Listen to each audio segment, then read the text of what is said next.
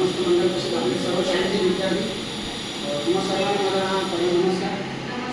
कारण आजचा दिवस आज गरीबता कसा शाळा चौथीचा निवड समारंभाचा दिवस उपस्थित वरिष्ठ मॅडमची गोष्ट बोलली की बरेच जण करता आहे मामाकडे गेल्या त्याच्यावर थोडंसं कमी पण तरी पण तुम्हाला निवड देण्यासाठी एवढी सगळी मंडळी आले आणि हा दिवस तुमच्या आयुष्यातला खूप भावनिक देखील असेल आणि आनंद होतो.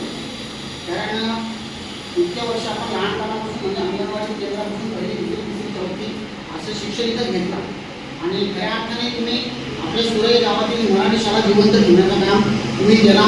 त्याबद्दल तुमच्या आईवडिलांना आणि तुम्हाला आपल्या गावाकडून माझ्याकडून नमस्कार. बरीचशी मुलं शिक्षणाच्या नावाने आता सध्या आपण म्हणतो की इंग्लिश मिडियम चांगली गोष्ट आहे पण त्याच्यात पैशाची खूप होते आणि त्या निमित्ताने इथं जर आपण बघितलं तर आपल्याला 1 रुपयाचा खर्च नाही. इथे घरात दप्तर ठेवायला आला नाही अशी परिस्थिती आहे. 500 दप्तर म्हणजे सगळ्या काय आपल्याला इथं भेटते आणि आपल्याला प्रेमाने देतात. तर हा जो तुमचा वय संदेश बोलले की हा प्राथमिक शाळा म्हणजे आपल्या शिक्षणाचा हा पाया असतो, फाउंडेशन असतो. जसं आपण बिल्डिंग बांधताना जर पाया मजबूत असेल तरच आपण पुढे शिकतो, पुढे जातो आणि नंतर काहीतरी बनतो.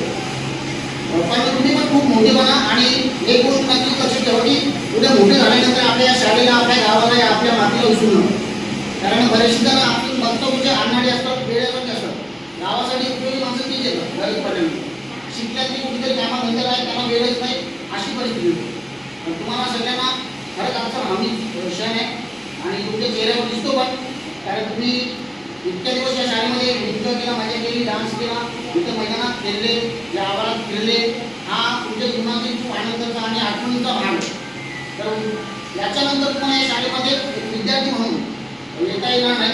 कारण तुमचा प्रवास आता पुढे माध्यमिक शाळेत होणार, कॉलेजला जाणार आहे. त्याच्यानंतर पुढे डिग्र्या शाळा शिक्षण म्हणजे नोकरी धंदा व्यवसाय झाला तुम्ही येणार.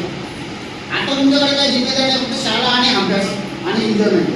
तर तुम्ही नक्कीच जीवनाचा आनंद घ्या आणि तुम्हाला जे संस्कार इथं या आपल्या शाळेने दिले त्या शिक्षकांना कधी विसरू नका. कारण खूप मेहनत घेऊन तुम्हाला हे संस्कार आणि तुमचं जीवन पुढे यशस्वी व्हाल, तुम्ही काहीतरी बनाल अशा अपेक्षेने तुम्हाला इथं शिक्षण दिलं जातो. आणि सर्व शिक्षक वर्गाने प्रामाणिक मेहनत तुमच्यासाठी करतायत तर त्यांना कधी विसरू नका. प्लस गावातील मंडळी देखील आहे की त्यांचा खूप सपोर्ट आहे शाळेसाठी. मराठी शाळेत आपली पुढं जी भरती झाली पाहिजे, मराठी शिक्षण शाळा टिकल्या पाहिजे, मराठी आपल्याला बोलता आली पाहिजे. त्याचबरोबर आपली मातृभाषा जी कुठली असेल आपण आगल्यावर तर आगरी पण आपण अभिमानानेच बोलली पाहिजे. त्याच्यात लागायची काही गरज नाही. इंग्रजी आपल्याला येत नाही याच्यात आपल्याला काही दम नाही, आपली भाषाच नाही. कुठल्या इंग्लंडला कोणी गेला असेल त्यांनी सांगितलं की मराठी इथं शिकवतात तर कुठेच तुम्हाला बघायला भेटणार. त्या लोकांना आपल्या मराठी भाषेची आगरी भाषेची काही नाही. उगाच आपण त्यांची इंग्रजी करत आपली भाषेला म्हणजे आता आपण आगरी बोलत नाही तर बरीचशी भाषेचे शब्द आपण विसरत आहोत. समज म्हणून आपली संस्कृती टिकवायची असेल, जपायची असेल तर आपण देखील आगरी बोलला पाहिजे. आणि मराठी आपण महाराष्ट्रात राहतो, मराठी तर हौदच, मराठी अभिमानाने बोललंच पाहिजे.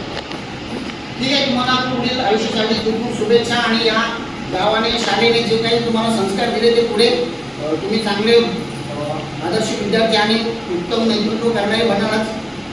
तुम्हाला सर्वांना शुभेच्छा. जय श्री